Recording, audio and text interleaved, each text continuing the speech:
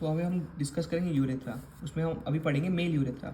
सो mail urethra होता है 18 to 20 centimetre long. यह एक्सटेंड करता है इंटरनल यूरेथ्रा ऑरिफिस जो यूरिनरी ब्लैडर से में प्रेजेंट होता है टू एक्सटर्नल ओपनिंग पेनिस के। मतलब ये एक्सटेंड कहाँ से कहाँ तक करता है, इंटरनल यूरेथ्रा ऑरिफिस से एंड ऑफ पेनिस तक। उसमें हम पढ़ेंगे यूरेथ्रा के डिफरेंट पार्ट्स होते हैं।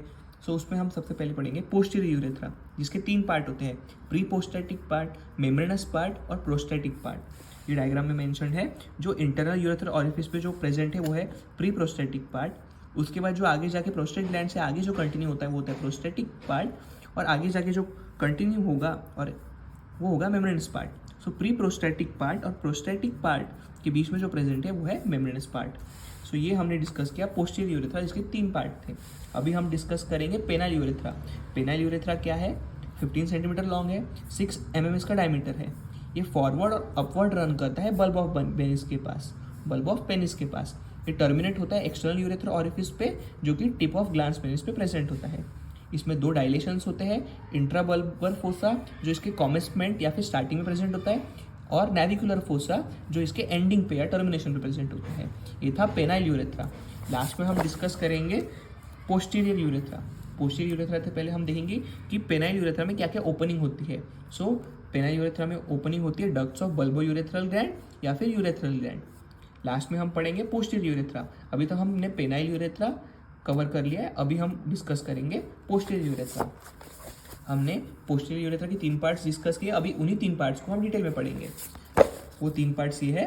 सो पोस्टीरियर यूरेथ्रा क्या है, इसके 3 पार्ट है, pre prostatic part, prostatic part और membranous part. Pre prostatic part मतलब जो प्रोस्टेट ग्लैंड के से पहले हो, प्रोस्टैटिक पार्ट मतलब जो प्रोस्टेट ग्लैंड के बाद हो, और मेम्ब्रेनस पार्ट मतलब जो इन दोनों के बीच में हो। प्री प्रोस्टैटिक पार्ट मतलब जो 1 to 1.5 सेंटीमीटर इन लेंथ है। Prostatic part 3 to 4 centimetre long है। इसमें रिजेस प्रेजेंट होते हैं जिसको हम बोलते हैं यूरेथ्रल क्रेस्ट। इसमें डिप्रेशंस प्रेजेंट होते हैं जिसको हम बोलते हैं प्रोस्टैटिक साइनस। इसके फ्लोर पे 15 to 20 प्रोस्टैटिक डक्ट्स प्रेजेंट होते हैं। प्री प्रोस्टैटिक पार्ट में एलिवेशंस होते हैं जिसको हम बोलते हैं वेरोमोंटानम या फिर कोलिस सेमिनालिस, जो कि यूरेथ्रल क्रेस्ट के मिडल में प्रेजेंट होते हैं। लास्ट में पढ़ेंगे मेम्ब्रेनस पार्ट जो कि 1.5 सेंटीमीटर लॉन्ग है, शॉर्टेस्ट है और लीस्ट डायलेटेबल है।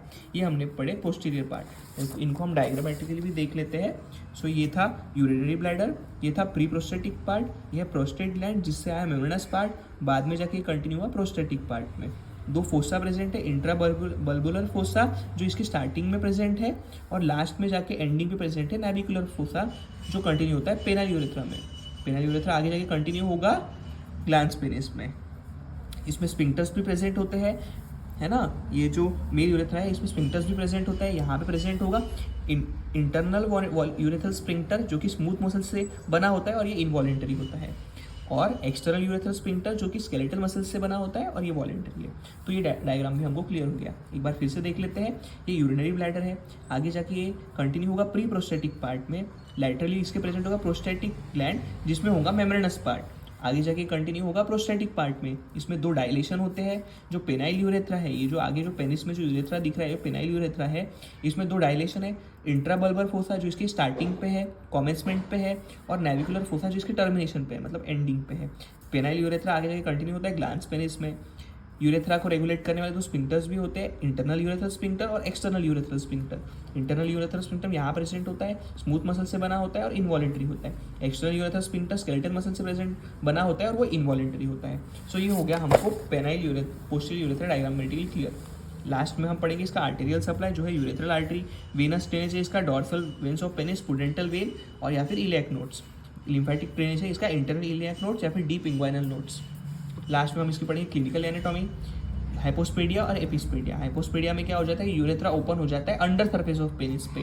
एपिस्पेडिया में क्या हो जाता है कि यूरेथ्रा ओपन हो जाता है अपर सरफेस ऑफ पेनिस पे। यूरेथ्रल स्ट्रिक्चर्स में क्या है, कंस्ट्रिक्शन ऑफ यूरेथ्रा, यूरेथ्रा सिकुड़ जाता है जिसको हम बोलते हैं यूरेथ्रल स्ट्रिक्चर्स। उसके बाद है रप्चर ऑफ यूरेथ्रा। ये क्यों होता है, यूरेथ्रा क्यों रप्चर हो जाता है, क्योंकि हम कोई शार्प ऑब्जेक्ट पे गिर गए तो जिसकी वजह से क्या हो जाएगा, यूरेथ्रा रप्चर हो गया। बाद में कैथेटराइजेशन ऑफ ब्लैडर जो कि बहुत इंपॉर्टेंट है। इसमें क्या हो जाता है कि ब्लैडर में यूरिन रिटेन हो जाती है, यूरिनरी ब्लैडर में यूरिन जमा हो जाती है जिसको हम फोलिस कैथेटर के थ्रू रिमूव कर सकते हैं। इसको हम बोलेंगे कैथेटराइजेशन ऑफ ब्लैडर। लास्ट में हम पढ़ेंगे यूरेथ्राइटिस मतलब यूरेथ्राइटिस मतलब आइटिस मतलब इन्फ्लेमेशन ऑफ यूरेथ्रा को बोलेंगे यूरेथ्राइटिस। तो ये थी क्लिनिकल एनाटॉमी। सो ये वीडियो में हमने ये टॉपिक को में को डिस्कस किया, जिसमें हमने बहुत सारी इंपॉर्टेंट टर्मिनोलॉजीज कवर किए। सो ये वीडियो में हमने मेल यूरेथ्रा को कवर किया।